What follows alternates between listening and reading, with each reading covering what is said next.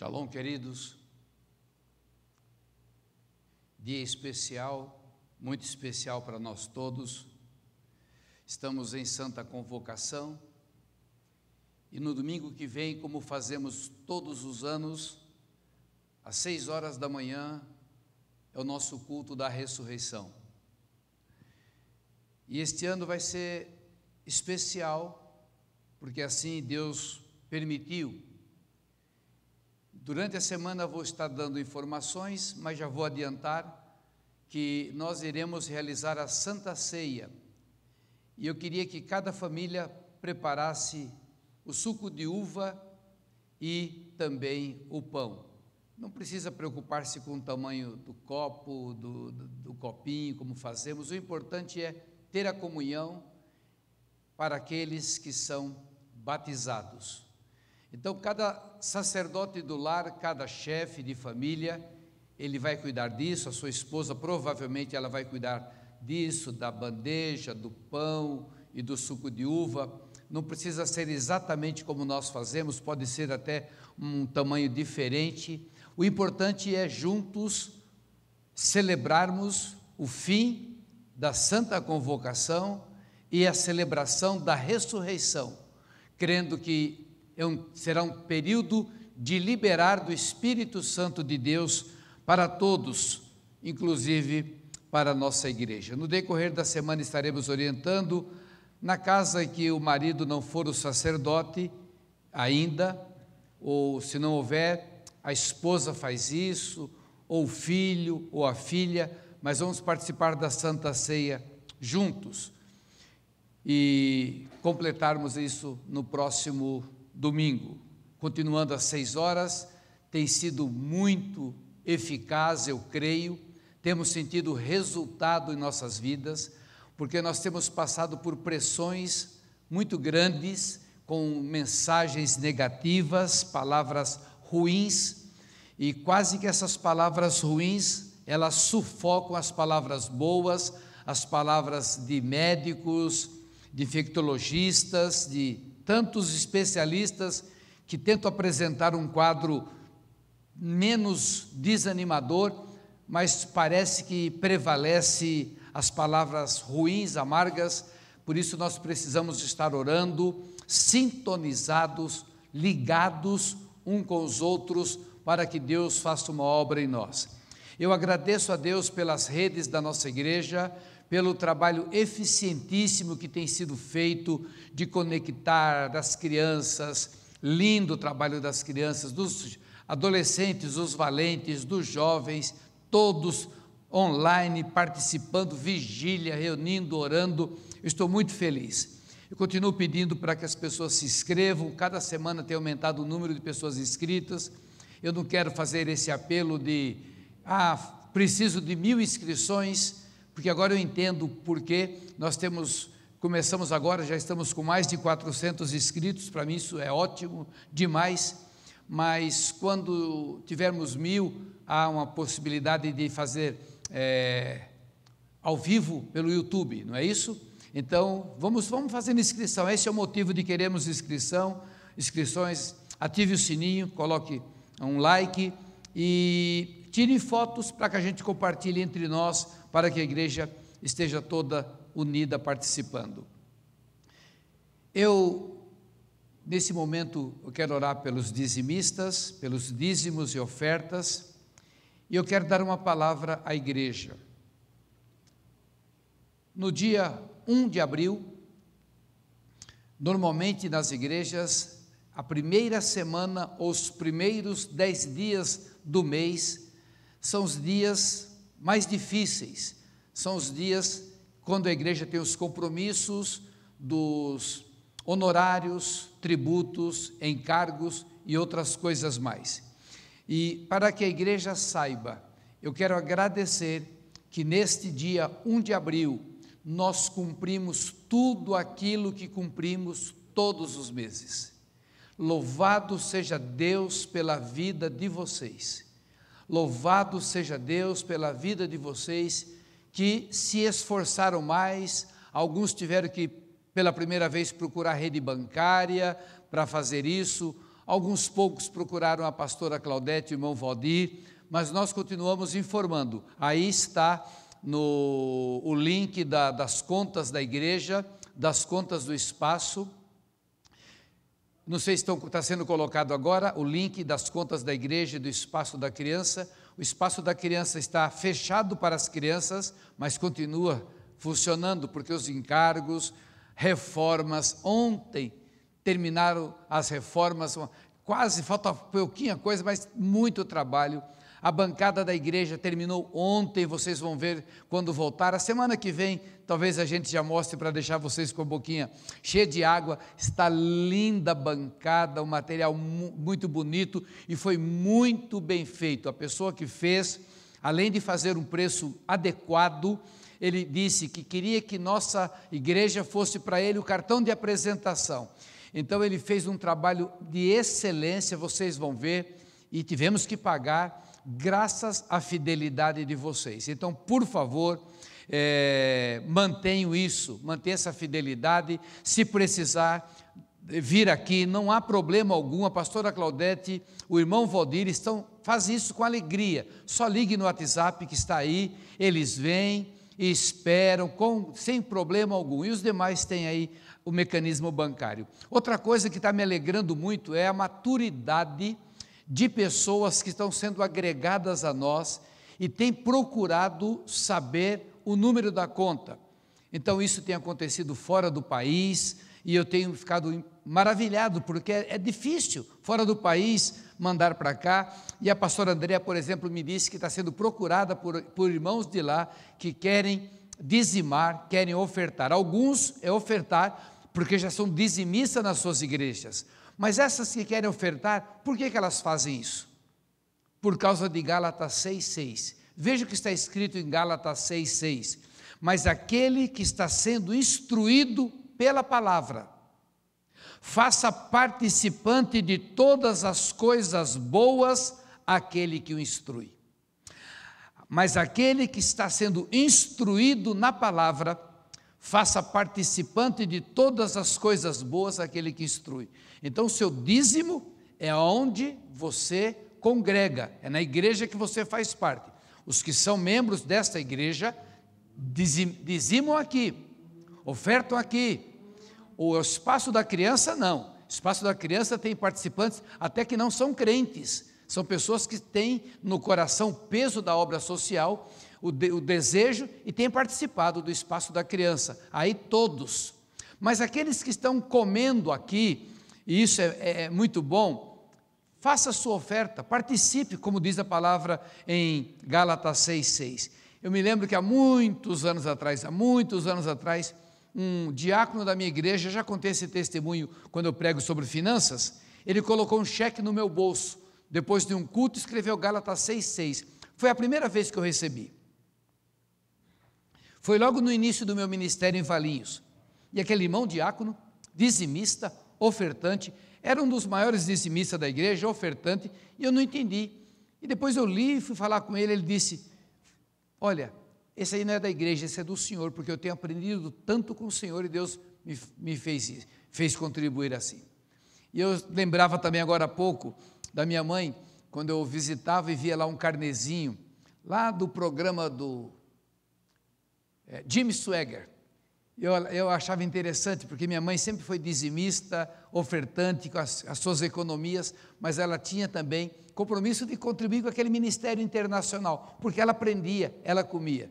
E às vezes eu nem gostava muito porque era pentecostal e eu era tradicional. E no fim, nós hoje todos somos renovados no nome de Jesus. Então isso é muito importante. O diabo tentou dar um golpe na igreja e ele levou um golpe, porque a igreja está se reunindo, tem irmãos que estavam fora, estão voltando, irmãos que eu não vejo há muitos anos, estão conectados, me dá uma alegria muito grande, quando me chega a notícia, olha quem está participando, olha quem está conosco, eu digo, meu Deus, que maravilha, eu não conseguiria ir até lá, eu não conseguiria alcançar, e está conosco, outros que eu nem conheço, mandando mensagens, como eu tenho aprendido, que bom, isso é maravilhoso.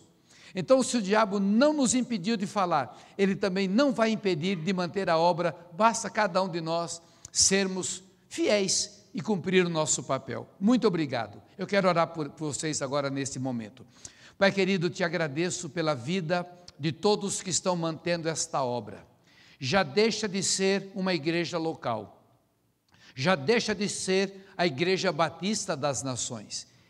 E temos a Igreja Batista das Nações como uma referência de registro oficial, como empresa para prestar contas ao Estado, mas como Igreja de Jesus já não é mais, é a Igreja das Nações. É uma igreja que toca corações, toca vidas daqui, de próximo e de longe. Esta igreja vive hoje o chamado profético dela, Igreja das Nações. E eu te agradeço agora, Pai, porque este povo é fiel. E eu peço as promessas da Tua palavra. Abençoe a cada um que está fazendo com que esta obra permaneça. Abençoe a cada um que está fazendo com que o espaço da criança permaneça e vai crescer ainda mais, conforme o sonho de todos aqueles que estão militando, aqueles que cooperam junto com o pastor Samuel, que é o diretor. Pai, faz essa obra crescer, queremos atingir multidões, e agora surgiu a oportunidade pelos cultos de domingo, os cultos de terça-feira às 20 horas, os cultos de Shabat às sextas-feiras às 20 horas, e os trabalhos que nós iremos criar de áudio, de vídeos, queremos atingir multidões. Abençoa essas vidas que propagam a Tua palavra e que honram o Senhor, que todas as promessas caiam sobre elas, na íntegra, em abundância. Oramos em nome de Jesus. Amém. Queridos, quero falar sobre uma santa convocação, e eu penso que eu completo isso hoje, porque domingo nós iremos já estar celebrando a ressurreição, o culto da ressurreição. Vamos lá para Joel, novamente, capítulo 2, de 12 a 17. Joel 12, profeta Joel, capítulo 2, de 12 a 17. Ainda assim, agora mesmo, diz o Senhor, convertei-vos a mim de todo o vosso coração, e isso com jejuns, com choro e com pranto. Rasgai o vosso coração e não as vossas vestes, e convertei-vos ao Senhor vosso Deus, porque Ele é misericordioso e compassivo, e tardio em irar-se, e grande em benignidade, e se arrepende do mal. Quem sabe se não se voltará e se arrependerá, e deixará após si uma bênção, uma oferta de manjares e libação para o Senhor vosso Deus? Tocai a trombeta em Sião, promulgai um santo jejum, proclamai uma assembleia solene, congregai o povo, santificai a congregação, ajuntai os anciãos, reuni os filhinhos e os que mamam, saia o noivo da sua recâmara e a noiva do seu aposento, chore os sacerdotes, ministros do Senhor, entre o pórtico e o altar, e orem. Poupa o teu povo, ó Senhor, e não entregues a tua herança ao opróbrio, para que as nações façam escárnio dele, porque hão de dizer entre os povos, onde está o seu Deus? Queridos, uma das coisas que eu quero dizer no início desta minha fala, é que há uma conscientização da igreja no mundo que nós estamos em santa convocação. Eu tenho trabalhado com santa convocação, como eu tenho dito a vocês, desde 1992. Para mim, a santa convocação é algo contínuo. O mundo está em santa convocação. À medida que se aproxima a volta de Jesus Cristo, à medida que se aproxima a consumação dos séculos, nós estamos em santa convocação. Santa convocação é chamada ao povo ao arrependimento, chamada ao povo à santidade, é uma chamada ao povo. Mas neste momento único, nós temos visto que Deus fez algo em que tocou toda a nação. O ano passado Deus me chamou particularmente para fazer uma santa convocação, para criar um movimento chamado Centro Apostólico, para treinar pessoas para um tempo de urgência que viria. Eu nem imaginaria que seria já esse tempo, algo que eu tinha pregado há 20 anos atrás, sobre fartura, fome e milagres, um tempo em que se cessaria as farturas, a economia estaria achatada e haveria fome, e a igreja de Deus teria abundância financeira e teria também os milagres, porque teria os 2 pães, o pão do céu e o pão da terra. Então há uma conscientização, e quando o nosso presidente fez essa chamada, ficou claro e patente a todo mundo, e hoje a todo momento chega uma notícia, vamos entrar em santa convocação, alguém te chamando, entre em santa convocação, mas eu já estou em santa convocação, vem outro ministério, Nicolau, você foi convidado para entrar numa santa convocação, e isso me traz muita alegria, não me traz soberba, não me traz orgulho espiritual, Deus me livre, mas me traz uma alegria que nós estamos em linha com o trono de graça do nosso Deus. Nós estamos ouvindo a voz do Espírito Santo. Eu falo isso, igreja, com muito temor, porque é muito sério isso. Quando Deus fala, Ele espera uma resposta. Quando Deus fala, Ele espera uma resposta. E eu não sei se a nossa igreja na totalidade está levando a sério esta palavra. Eu não sei se todos aqueles que nos acompanham estão levando a sério esta palavra. Hoje de manhã tivemos a oração dos apóstolos e eu vi homens de barba branca, cabeça branca, chorando, pedindo perdão a Deus, como todos nós estamos fazendo. Eu vi homens que falam firme, que já pregaram nessa nação há décadas também, sempre seguros, orando da sua casa ajoelhados, chorando, clamando por misericórdia. Eu vi apóstolos e profetas, pastores chorando. Eu quero saber se a igreja está chorando. Eu quero saber se a igreja está levando a sério, porque um dos males dos últimos dias é que as pessoas serão como rã na chaleira, vai esquentar, vai ser cozido, vai morrer e não vai perceber o que está acontecendo. Nós estamos em tempo de calamidade mundial, nós não estamos numa crise pontual, nós não estamos com um problema aqui em Valinhos, o problema é no mundo.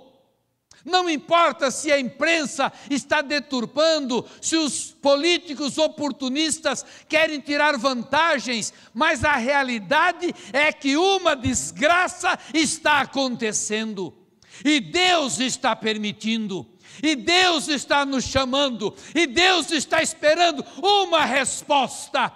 Será que falta alguma coisa mais acontecer? Será que nós vamos esperar os caixões que estão sendo comprados se encherem de cadáveres? Será que nós vamos esperar as covas que estão sendo abertas se encherem de cadáveres para que nós sejamos sensibilizados? Ponto primeiro, santa convocação é uma urgente chamada de volta para Deus. Joel capítulo 2, 12. Eu não vou ler o capítulo 1 porque eu já li nas 2 mensagens passadas. Onde Deus fala, essa praga foi eu que mandei. Esses gafanhotos que acabaram com a terra foi eu que mandei. É o meu exército. E detonou com tudo, vocês não têm mais nem condição de fazer oferta, os sacerdotes estão chorando porque não tem nem mais oferta para receber, não tem mais o vinho, não tem mais nada, acabou tudo, eu fiz isso. Mas no verso 12 do capítulo 2 ele diz, ainda assim, apesar disso, agora mesmo, diz o Senhor, volta, faz-te chuvar, se converte, volta a mim de todo o vosso coração.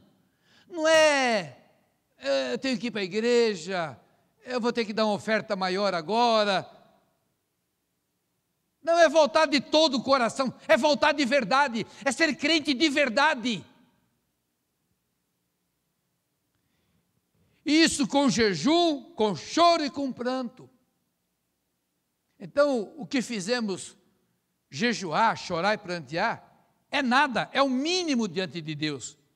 Só que se esse choro, esse jejum, for superficial, piora, porque além de não estarmos obedecendo, nós acumulamos ainda o pecado da hipocrisia.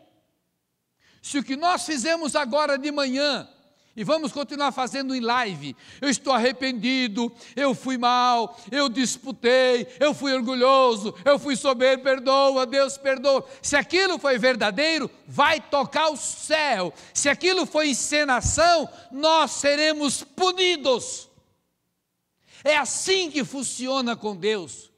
Com Deus não tem encenação, com Deus não tem factoide, com Deus não tem fingimento, com Deus é sim, sim, não, não, assume ou não. Você que está fora da igreja, esta é a tua hora, talvez seja a tua última oportunidade, antes que você seja levado. Se você for levado hoje, você vai para onde? Rasgai o vosso coração e não as vestes. Isso fala de humilhação, de se quebrar por dentro. Convertei-vos ao Senhor, de novo, redundância, não é redundância, é enfatizar, é Deus enfatizando, venha para mim, venha para mim.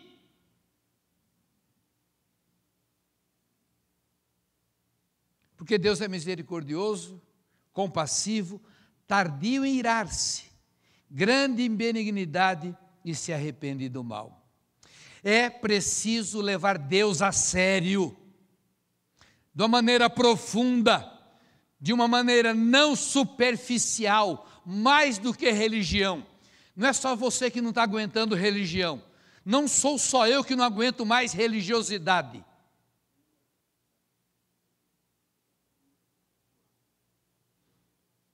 Deus não suporta religiosidade.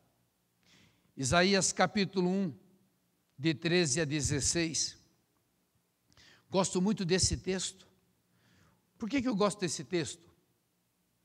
Porque Deus falou, eu quero assim, eu quero as festas, eu quero a festa assim. Eu prego sobre isso.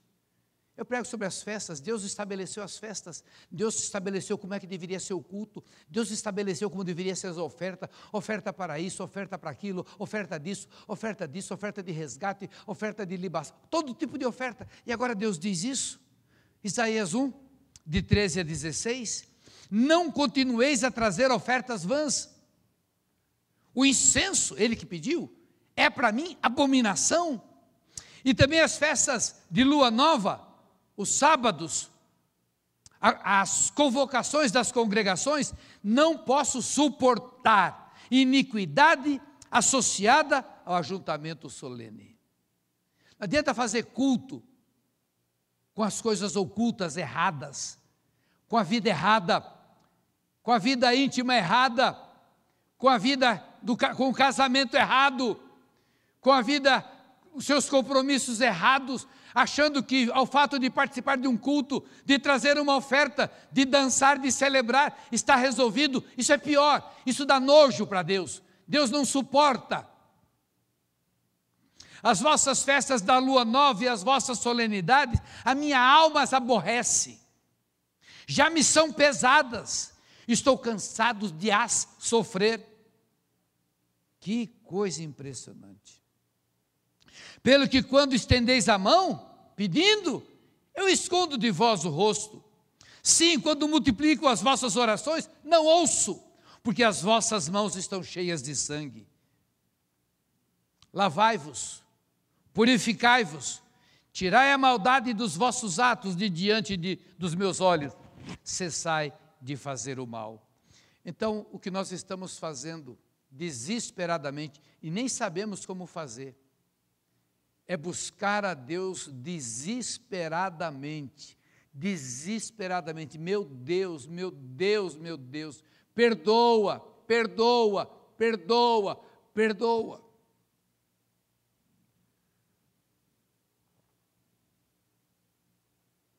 Vemos vida intrigada, famílias brigadas, um não fala com o outro, e cada um com a sua vida, um é pastor, outro é apóstolo, outro é líder, é professor, não fala, não conversa, critica, fala mal por trás. Qual a diferença?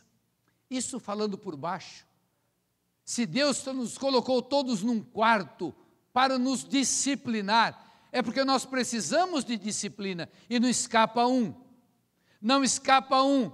Sacerdotes, ministros, anciãos, homens, mulheres, casados, noivos, criança de peito, todos. Todos. Então é urgente, é preciso levar Deus a sério. O segundo ponto que eu quero tratar nesta manhã, Joel 2, está dos versos 15 a 17.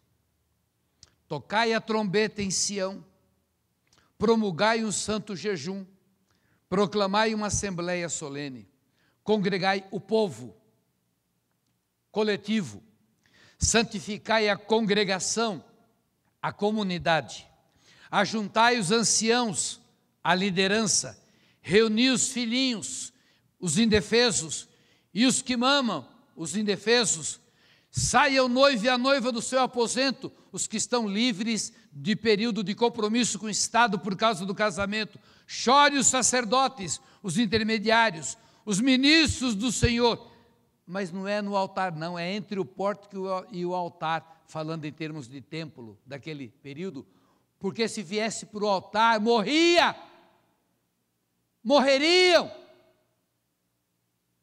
Chora na metade do caminho, se joga no chão, você não morre, como morreram os filhos de Arão.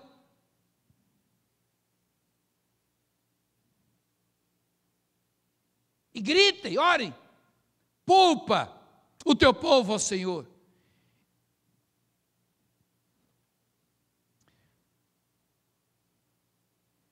Eu estava vendo alguns vídeos que me chamaram muita atenção.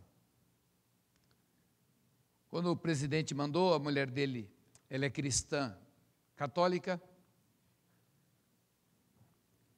e fez um vídeo, mandou para nós, para o conselho, para que fosse divulgado, e começamos. Alguns tiveram dificuldades, outros não quero entrar no mérito da questão, mas me chamou a atenção algo. Quando eu fui às Ilhas Fiji e participar com uma equipe de Transform World, ali eu soube de uma história que aconteceu naquela ilha, em que os crentes estavam todos dormindo 6 horas da tarde debaixo da cama de medo dos demônios. Não é brincadeira não, porque os demônios falavam, nós vamos matar, e matavam. Os peixes desapareceram ali do Pacífico, as comidas que eles comiam, aquelas batatas, aqueles tubérculos debaixo da terra, os porcos do mato destruíram todos, e eles ouviam vozes, eles viam coisas horrorosas, e pessoas começaram a morrer, e entraram em pânico, não tinham o que fazer, não sabiam o que fazer, até que morreu um menino derrubou lá um tótem, um ídolo, e todo mundo ficou apavorado, já contei muito isso, está num dos vídeos Transform World, de transformação do mundo, e aquele menino amanheceu morto 2 dias depois, entre 2 árvores, e o povo entrou em pânico. E ali o filho de um pastor, me parece o pastor da maior igreja metodista, fez um trabalho de libertação, de pedido de perdão, foi na casa dos crentes, porque eram os crentes que era crente, mas tinha imagem, tinha várias coisas. Só que naquele desespero, as reuniões de oração, tinha pastores, tinha padres, todos estavam debaixo do mesmo guarda-chuva.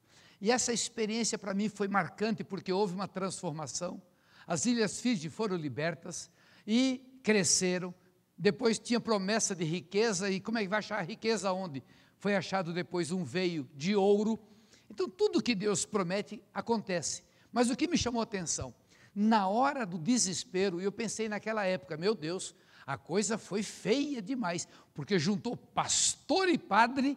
Na hora que a coisa fica muito ruim, ninguém quer saber de doutrina, quer saber se crê em Cristo. E quando eu vi esse vídeo rodar ontem, eu falei, a coisa está feia. A coisa voltou a ficar feia, porque está todo mundo unido. Não quero dizer, eu não quero entrar em pormenor, que isso não me interessa. Me interessa uma coisa, é que essa urgência envolve todos, com ações práticas, com ações sinceras e com ações rápidas. O presidente falou essa semana, o que eu já recebi de vídeo, de denominações, e de outras denominações, e de outras denominações, e de repente, chegou o último vídeo que o pastor Samuel me mandou, que acho que eu vi hoje de manhã cedo, ontem à noite vi entrar, mas eu já não aguentava, meu olho está já quadrado de tanto ver vídeo desses negócios, eu fui ver hoje de manhã, mas eu falei, meu Deus, todo esse pessoal junto, meu Deus, a coisa está séria, é avivamento. Então, a urgência envolve todos, não é se a tua igreja vai ser promovida, não é se a tua denominação, se o teu nome, esquece, entra com tudo, porque Deus está chamando tudo, e quando Deus fala, cale-se a terra.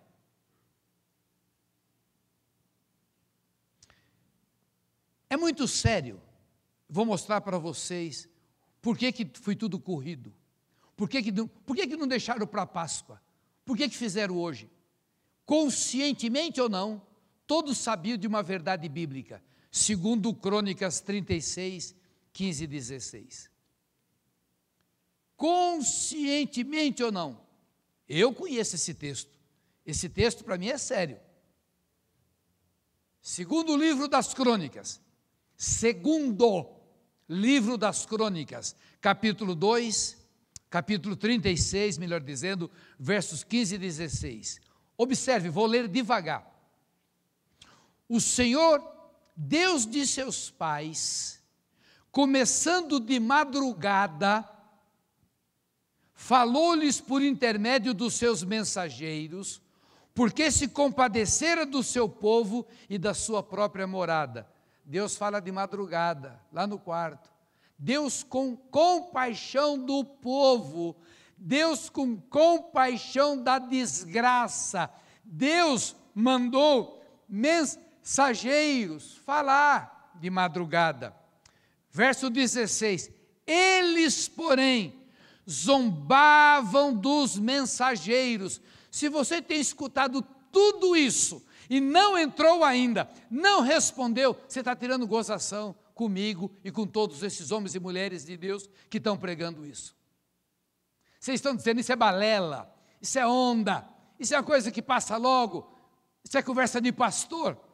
Eles, porém, zombavam dos mensageiros, desprezavam as palavras de Deus e mofavam dos seus profetas. Mofavam é até um termo antigo que a minha versão usa, a Ara. Mofava é tirar gozação, Eles desprezavam a palavra de Deus e tiravam gozação dos profetas. Agora, ouça bem, grife aí na tua Bíblia o resto da frase. Até que subiu a ira do Senhor contra o seu povo, e não houve remédio algum. Queridos, Deus fala, Deus manda mensageiros, Deus manda profetas, Deus manda apóstolos, Deus fala por compaixão, porque quando Deus traz uma desgraça, uma peste, é para nos disciplinar. E como diz a palavra em Hebreus, a palavra disciplina, no começo não parece coisa boa, mas depois é coisa boa, é para o nosso bem. Se os nossos pais nos disciplinavam, diz Hebreus 12, nossos pais nos disciplinavam para o nosso bem, quanto mais o nosso Pai. Comece a ver Deus como Pai, comece a entender o que é paternidade, porque se você entender Deus como Pai, você está garantido. Se você não ver Deus como Pai, você está perdido, porque o Pai açoita a quem ama, o Pai disciplina a quem ama, e Ele disciplina para o bem do seu filho. E ainda diz mais: se a pessoa faz o que quer, vive como quer e não sofre disciplina, é bastardo, não é filho. Muitos desses pregadores que pregam a graça, uma graça, tem até um nome esquisito, pai é pai, isso, o pai passa por cima de tudo, o pai é amor, e vive uma vida de luxúria, vive uma vida imoral, vive a vida contrária às escrituras sagradas, vive a vida contrária à palavra de Deus, e não sente a disciplina, acha que o pai está aprovando. Não, você é bastardo, você não é filho. E eu não podia terminar a mensagem sem uma palavra de esperança, porque o próprio pai dá uma palavra de esperança. Ainda há uma esperança.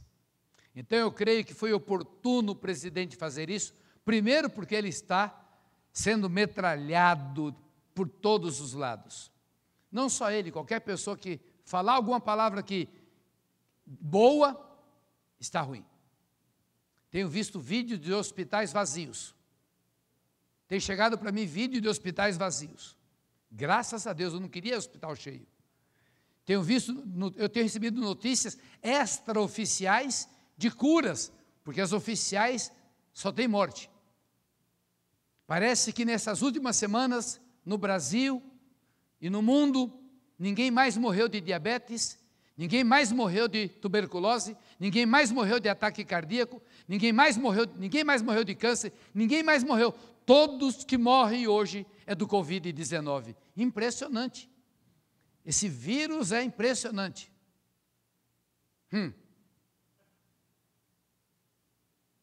Há uma esperança.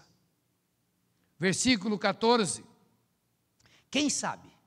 Joel 2,14. Não se voltará e se arrependerá, e deixará após si uma bênção, uma oferta de manjares e libação para o Senhor, o vosso Deus. Quem sabe? Agora, Isaías, que eu li agora há pouco, eu sei que chocou muitos, né? Pode ter chocado muitos. Como é que Isaías fala? Deus fala através de Isaías isso? Eu cansei das festas, cansei das ofertas, cansei dos manjares, cansei das luas novas, cansei da santa convocação, que é o mais importante, cansei de tudo por causa da iniquidade. Mas olha o que diz Isaías, do verso 18 ao 20. Vinde, pois, e arrazoemos, diz o Senhor, ainda que os vossos pecados sejam como a escarlata, eles se tornarão brancos como a neve, ainda que sejam vermelhos como o carmesim, se tornarão como a lã. Se quiserdes e me ouvirdes, comerão o melhor desta terra. Mas, se recusardes e fores rebeldes, sereis devorados à espada, porque a boca do Senhor o disse. Todas as palavras de exortação de Deus, todas as chamadas, elas trazem uma palavra de esperança. Desde que eu lancei aquele áudio de 5 minutos, falando de Malaquias, quando eu falei, temos que ir para as casas, estava aquele questionamento se deveríamos ir para as casas. Primeira palavra que Deus me deu, que eu coloquei até no meu Face, foi Malaquias 4:2. Mas Malaquias não termina no versículo 2. Malaquias termina no versículo 6. E eu vou ler Malaquias 4. Pois eis que vem o dia, e arde como fornalha, todos os soberbos e todos os que cometem perversidade serão como restolho. O dia que vem os abrasará, diz o Senhor dos Exércitos, de sorte que não lhes deixará nem raiz, nem ramo. Vou ler o verso 3, eu vou pular o 2. Pisareis os perversos, porque se farão cinzas debaixo das plantas de vossos pés. Naquele dia que prepararei, diz o Senhor dos Exércitos, lembrai-vos da lei de Moisés, meu servo, a qual lhes prescrevi em Horebe, para todo Israel, a saber, estatutos e juízos. Eis que eu vos envio o profeta Elias, antes que venha o grande e terrível dia do Senhor.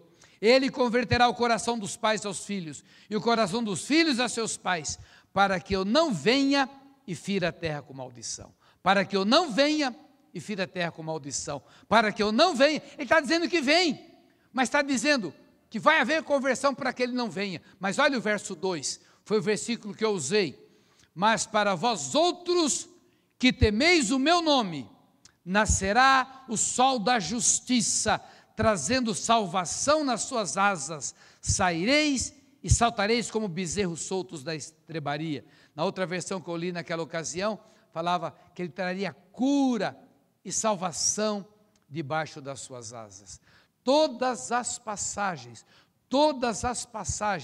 de Deus que fala sobre juízo, ele dá uma chance, ele dá a chance até aonde pode para que aconteça o arrependimento.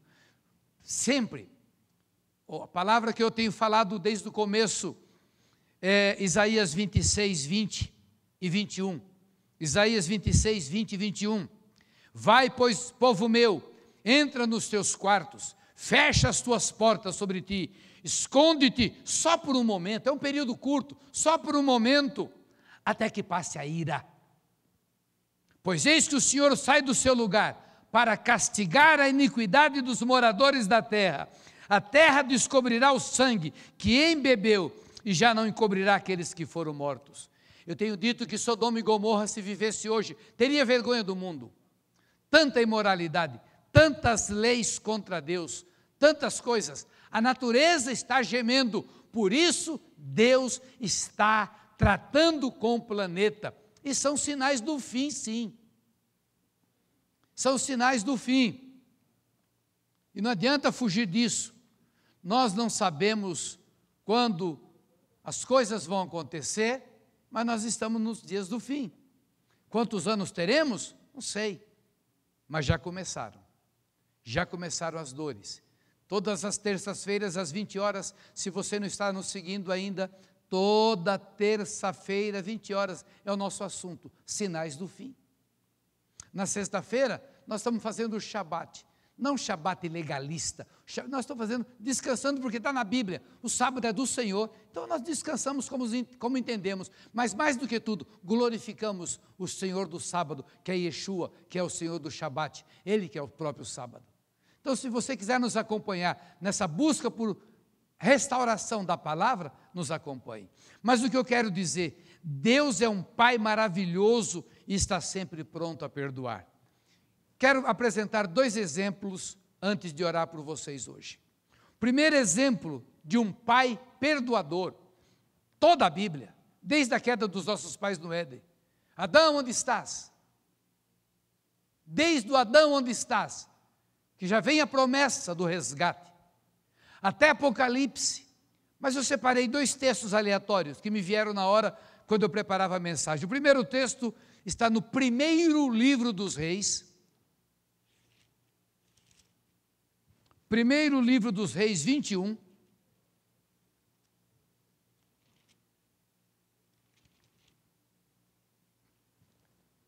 de 27 a 29. Primeiro livro dos Reis 21. Vocês já ouviram falar de Acabe, não é? Eu já tive problema com Acabe. Uma vez eu estava falando, Deus, por que o Senhor deu moleza para Acabe? Porque para mim Acabe e Jezabel é a dupla dinâmica do mal. E um dia orando, como filho, eu tenho liberdade com o pai, falei, pai, mas Acabe. Aí o pai mostrou que Acabe tinha os problemas dele, eu tenho o meu, e todo mundo tem o seu problema, que se ele não fosse bom, ninguém escaparia. Eu nunca mais falei nada, eu só leio e procuro aplicar na minha vida. Então aqui no final da vida de Acabe, Deus fala sobre Acabe, e usa o profeta, usa Elias o tesbita, é o tesbita. Elias era o profeta, que era um terror. Eu imagino ouvir Elias. Se eu fosse no tempo de Elias, eu escutaria Elias, porque eu já nasci para servir a Deus, eu creio. Sou eleito, mas eu seria o último da fila. Porque a hora que Elias acionava a metralhadora dele, ele começava já com raça de víboras. Então Elias não era fácil. E João Batista estava no espírito de Elias. Então quando João Batista prega raça de víboras, está no mesmo espírito de Elias. É o espírito do profeta que confronta. Então aqui não é João Batista, que é Elias. Vai para Acabe e detona.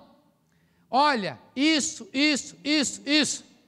Tá bom. Aí Acabe, a Bíblia diz, tendo Acabe, veja aí, anote, ouvido estas palavras, depois de tudo que ele fez, depois que pegou para mim aquela cena, dele tomar o campo de Nabote, dele ficar chorando, a mulher dele fazer todo aquele negócio para pegar o campo de Nabote, ali para mim foi a gota d'água.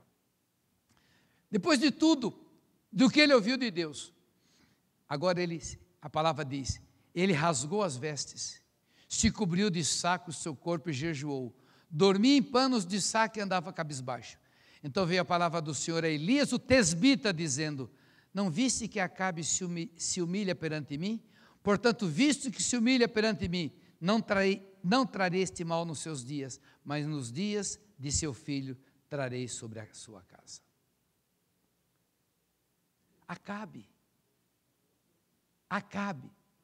Então há esperança para mim, há esperança para você, porque o Pai é misericordioso. Eu fico assim pensando, o que Elias falou?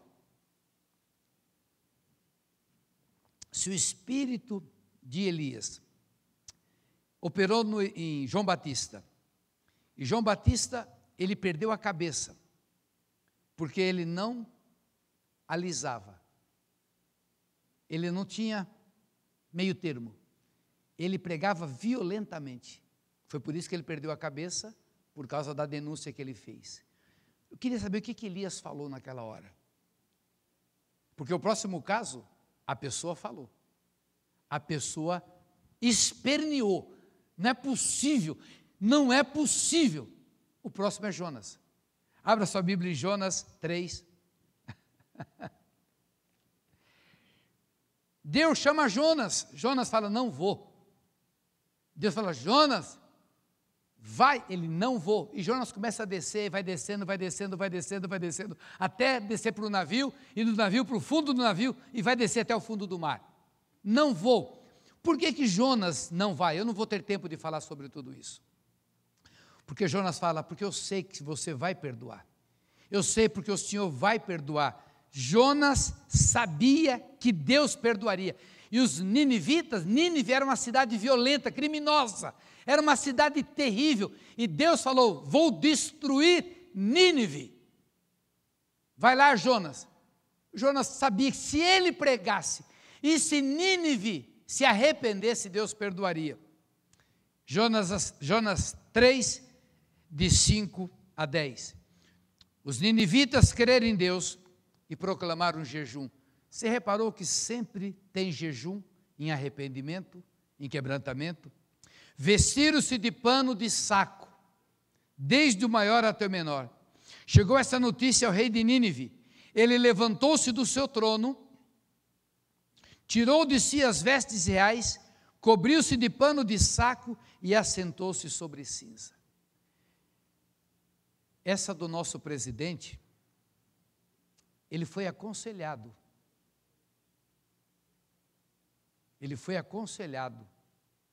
por pessoas de Deus próximos a ele. O rei viu o povo e foi aconselhado, ele viu o povo e creu. Fez-se proclamar o rei e divulgar em Nínive, por mandado do rei e seus grandes. Por isso que a palavra do Bolsonaro é a palavra de rei, porque ele lidera o país. Nem homens, nem animais, nem bois. É a única passagem na Bíblia que fala que animais jejuaram. O rei ficou tão quebrantado, que nem animais. Uma vez eu vi uma passagem, uma palavra, um pastor falando, vocês imaginam o barulho das galinhas por 3 dias? Vocês imaginam o mugido das ovelhas por 3 dias? Dos bois por 3 dias com fome, porque o rei levou tão a sério, um rei ímpio, não é a igreja, e o rei, nem homens, nem animais, nem bois, nem ovelhas, provem coisa alguma, nem os leve ao pasto, nem bebam água. Nem os leve ao pasto, nem bebam água, mas sejam cobertos de pano de saco, tanto os homens como animais. Vocês conseguem imaginar isso? A galinha com paninho de saco em cima, as ovelhinhas já têm o seu próprio pelo, um pano de saco em cima. Está escrito isso na tua Bíblia, como está escrito na minha? Está escrito na tua Bíblia? Sejam cobertos de pano de saco, tanto os homens como os animais, e clamarão fortemente a Deus, e se converterão cada um do seu mau caminho e da violência que há nas suas mãos. Talvez, no entendimento daquele rei, isso é interpretação minha, que quando os animais estivessem soltando seus sons de fome, elas estivessem clamando a Deus por misericórdia. É muito significativo isso para mim. E olha só a palavra do rei, quem sabe se voltará a Deus e se arrependerá, e se apartará do furor da sua ira, de sorte que não pereçamos? Viu Deus o que fizeram? O que você está fazendo? O que eu estou fazendo? O que nós estamos fazendo, com sinceridade? Como se converteram do seu mau caminho, e Deus se arrependeu do mal que tinha dito que lhes faria e não fez. Como professor de história, deixa eu dizer para vocês, Nínive foi destruída 100 anos depois. Já outra, mais do que uma, 2 para 3 gerações depois, provavelmente decaiu. Mas aquela Nínive que ia ser destruída, Nínive não é uma tribo de Israel. Nínive não era povo escolhido, era uma nação. Por causa do arrependimento, do quebrantamento, o rei ficou tão impactado que até os animais pararam de comer, não podia nem ser levado para pastar e para beber água. O rei colocou pano de saco em todo mundo e nos animais. E Deus mudou a história de Nínive. Deus mudou a história de Acabe. Deus não pode mudar a história do Brasil, que tem tantas promessas. Há décadas promessas que o Brasil seria celeiro do mundo, que o Brasil exportaria missionários. E agora, à beira dessa desgraça, vivendo o que nós estamos vivendo, nós cremos que vai haver uma reviravolta, que Deus vai intervir, e que no domingo nós vamos celebrar na Páscoa, na Pessa, no culto da ressurreição, melhor dizendo, no culto da ressurreição. Nós não comemoramos a Páscoa, é o culto da ressurreição. Nós lembramos como memorial a Páscoa. A Páscoa é na quarta-feira, o Pessa de verdade é quarta-feira. A igreja cristã ocidental que culto faz no domingo, nós fazemos o culto da ressurreição. Vamos orar. Pai querido, no nome de Jesus, nós agradecemos ao Senhor pela palavra que o Senhor nos deu, e além da palavra de exortação, há uma palavra de oportunidade. Que maravilha! Hoje eu falo que maravilha que Acabe ouvindo tudo aquilo do Senhor através de Elias.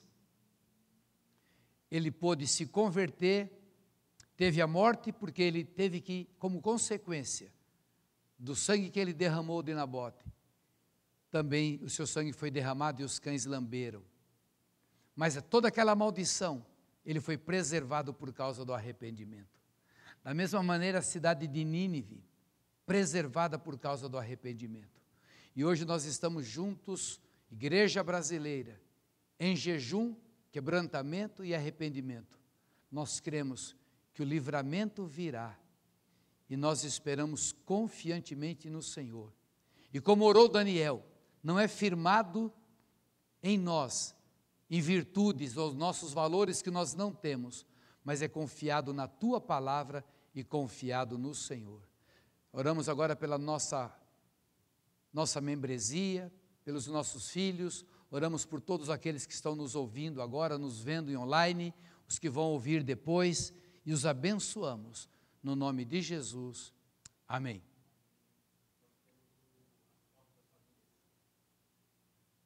Se você ficar um pouquinho aí, vendo, vamos ver as fotos das famílias? Isso nos faz interagir. Que bom.